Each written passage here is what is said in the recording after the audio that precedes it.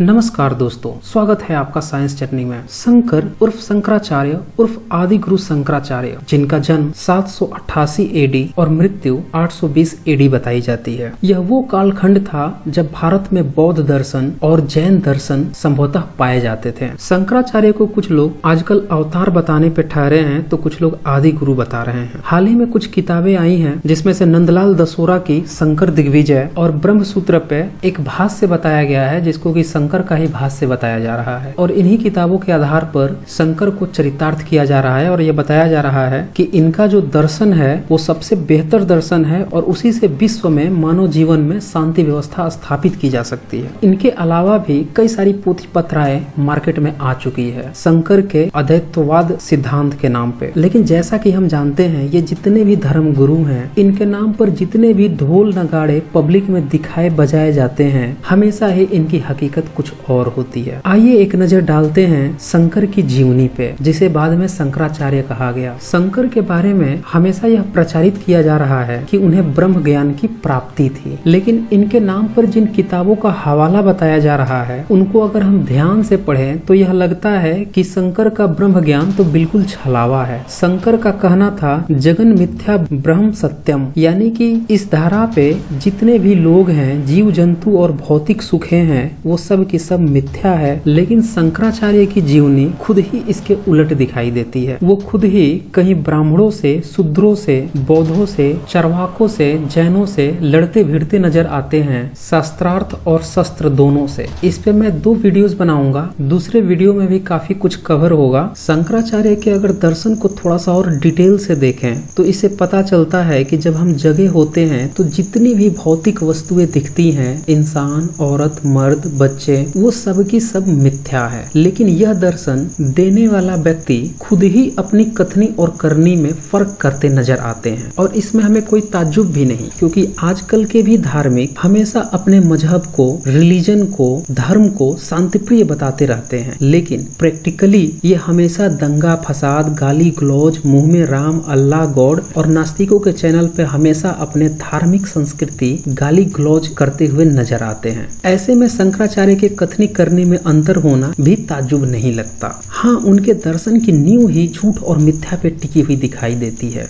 आइए थोड़ा फ्लैशबैक में चलते हैं कि शंकराचार्य का यह दिखाऊ दर्शन के पीछे का राज क्या है। दरअसल शंकर जब गर्भ में थे तभी उनके पिता चल बसे। ऐसे में शंकर की माँ को बहुत ज्यादा उपेक्षा का शिकार होना पड़ा। जब शंकर का जन्म हुआ तो आप समझ सकते हैं कि माँ बेटों को कितना उनके सगे संबंधियों ने ही जलील किया। चूंकि वह ब्राह्मण फैमिली से थे और उस समय का ब्राह्मण परिवार धर्म की जकड़ में कितना गला घोटू था और उसमें एक ब्राह्मण विधवा का जीवन कितना दुख, अपेक्षा और अभावग्रस्त रहा होगा, उसका आज हम 21वीं सदी में शायद ही अनुमान लगा पाए। पर इसका मतलब ये नहीं कि उस समय शूद्रों का जीवन इनसे अच्छा था। शूद्रों का, अछूतों का, इनका भी जीवन बहुत बुरा हुआ करता था, यह बना दिया गया था। ऐसे में उनके ही सगे संबंधियों ने उनकी माँ पे चरित्र हरण, व्यभिचारिणी तक के आरोप लगा दिए। ऐसा हाल ही में पब्लिश हुई कई किताबों में भी लिखा गया है। इसमें इंदिरा रमण शास्त्री ने अपनी पुस्तक में लिखा है, चिदंबर जारज होने पर भी शंकराचार्य पांडवों की तरह कुंड, जीवित पति का जारज पुत्र कहे जा सकते थे, गोलक नहीं। यहाँ कुंड का मतलब पति के रहते हुए पत्नी का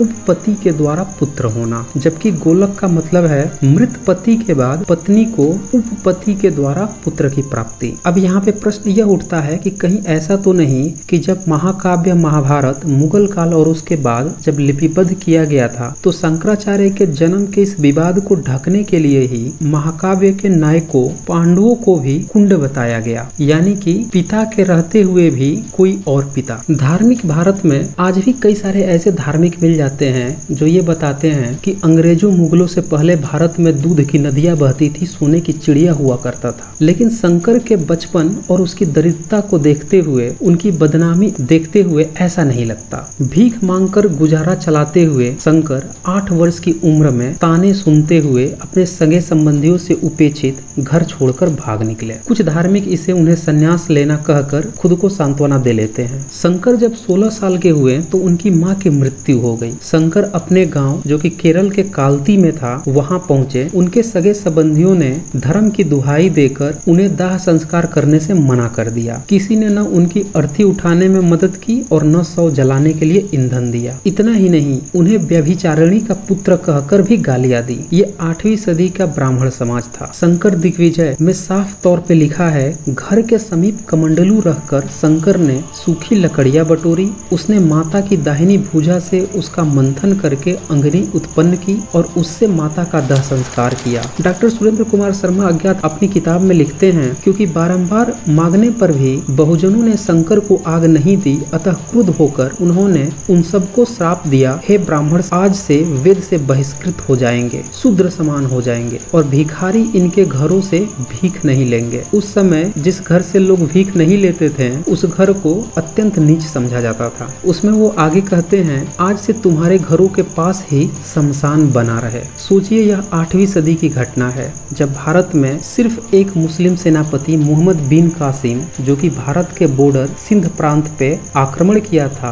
और फिर वहीं से लौट गया था। अर्थात बिना मुस्लिमों, मुगलों, तुर्कों, पुर्तगालियों, अंग्रेजों के भी ब्राह्मण समाज कितना भेदभावी रहा था। शूद्रों यानी पिछड़ों के लिए, अत्यंजों यानी अछूतों के लिए भेदभावी तो था ही, ब्राह्मण अपनों का भी सगाना था। एक बार मैं फिर कहना चाहूंगा कि अपने कुरीतियों के गिरबान में झांकना भी ज्यादा जरूरी है, बशर्ते कि सिर्फ विदेशी आक्रमणकारियों को दोष देकर अपने काले करतूत को छुपाने के। शंकर के इस दर्दनाक बचपन के बाद उसके पास 2 ही चॉइस बची थी, या तो वो विद्रोही हो जाते या फिर एक कट्टर धार्मिक बनकर धर्म की अफीम को चारों तरफ फैलाते हैं। शंकर ने दूसरा रास्ता चुना। उन्होंने नारा दिया, जगन मिथ्या ब्रह्म सत्यम, अर्थात जगत मिथ्या है तथा ब्रह्म ही एकमात्र सत्य है। यहाँ से एक बात तो साफ है कि यह नारा उनकी निराशा, अपेक्षा और अभाव की ही उपज थी। ऐसा प्रतीत होता है कि शंकर खुद को आत्म सांत्वना देकर अपनी दुखद स्थिति को भुलाने की कोशिश करते थे। यहाँ लोगों को शंकर से हमदर्दी हो सकती है, लेकिन क्या इससे भी बदतर हालत में शूद्र और अछूत नहीं थे? लेकिन यह शंकर का सिर्फ एक ही पहलू था। दूसरे पहलू में यह अपने सिद्धांत की धज्जियां उड़ाते हुए भौतिकता में ही ब्राह्मणवाद की जड़ें बोते हुए जातिवाद, वर्णवाद की कलुषित बीज बोते हुए पाए जाते हैं। शंकर का अद्वैतवाद दर्शन सिर्फ एक थोथी बात प्रतीत होती है। एक तरफ उनका दर्शन यह कहता है, सब में परमात्मा दिखाई पड़ने के कारण कोई किसी से द्वेष नहीं कर सकता, इसका अनुसरण करने से विश्व शांति स्थापित हो सकती है। वहीं दूसरी तरफ शंकर सब में परमात्मा देखने की बात करने के बावजूद भी लोगों को नीच और अछूत मानने से मुक्ति नहीं पा पाते। ब्रह्म सूत्र पर शंकर भाष्य में स्पष्ट तौर पे लिखा है, शूद्र को न वेद सुनने का अधिकार है और न पढ़ने का, न उसके अर्थ समझने का अधिकार है और न उसके अनुसार अनुष्ठान, यज्ञ आदि करने का। यदि वह शूद्र वेद पढ़ने वाले के पास जाकर उसे सुन ले तो उसके दोनों कानों में सीसा, रागा और लाख पिघलाकर भर देनी चाहिए। शूद्र चलता फिरता शमशान होता है, अतः उसके समीप वेद नहीं पढ़ना चाहिए। वेद का उच्चारण करने पर शूद्र की जीभ काट देनी चाहिए और वेद को सुनकर कंठस्थ कर लेने पर उसका शरीर चीर देना चाहिए। शूद्र को ज्ञान नहीं देना चाहिए। इस श्लोक से साफ स्पष्ट है कि शंकराचार्य ब्राह्मण से सताया गया, लेकिन उसकी नफरत शूद्रों के प्रति बहुत ही घटिया थी। शंकराचार्य ब्राह्मणवाद का वो ये चेहरा था जो इतना अमानवीय हो गया कि भारतीयों को वेद सुनने, कंठस्थ करने पर उनकी जीभ काट लेने, कान में सीसा डालने की बात करने लगा। इसी से आप समझ सकते हैं कि जिस समय भारत में न मुगल थे, न मुस्लिम थे, न अंग्रेज थे, उस समय भी ब्राह्मणवाद कितना अमानवीय था और कैसे भारतीयों को कमजोर करने पे तुला हुआ था। शंकराचार्य के इसी अमानवीय चेहरे का नतीजा था कि भारतीय कमजोर होने लगे, ब्राह्मणवाद तेजी से फैला, कृषक वर्ग जो उस समय क्षत्रिय हुआ करता था उन्हें शूद्र बना दिया गया और सिर्फ कुछ सीमित लोगों तक ही क्षत्रियता रह गई, जो कि मुट्ठी भर मुस्लिम इन्वेडर्स को रोकने में असफल होने लगे। और शंकराचार्य का यह सिद्धांत पूरी तरह से भारतीय को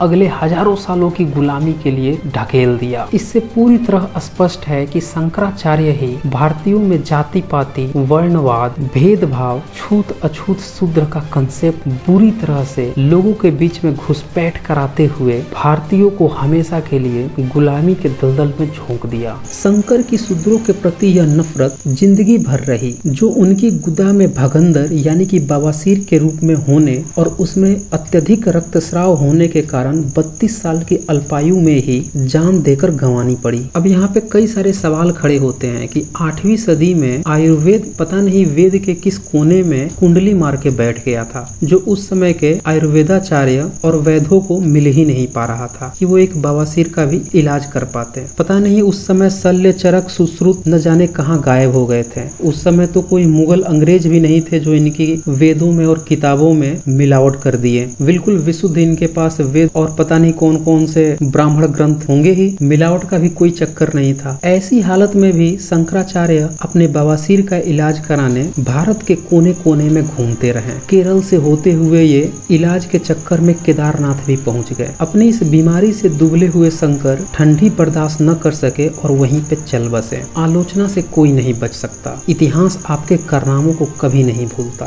सत्य कुछ समय के लिए रोका जा सकता है, लेकिन हमेशा के लिए बदला नहीं जा सकता। अगले पार्ट में शंकर के जीवन और उनके दर्शन पे चर्चा होगी। उन संदर्भों को भी उकेरा जाएगा जब उनका पाला नास्तिकों से पड़ा, बौद्धों से पड़ा, चरवाकों से पड़ा और तब कैसे उनके दर्शन डगमगा उठे। तो दोस्तों इस वीडियो को ज्यादा से ज्यादा शेयर करें ताकि सभी को पता चल सके कि शंकर या शंकराचार्य का दर्शन कम भारत को जातिवादी, कट्टरवादी, अशिक्षित बनाकर भारतीयों को कमजोर कर अगले 1000 सालों की मुट्ठी भर मुस्लिम शासकों के सामने घुटने टेक देने भर के लिए था। तो आज बस इतना ही। धन्यवाद।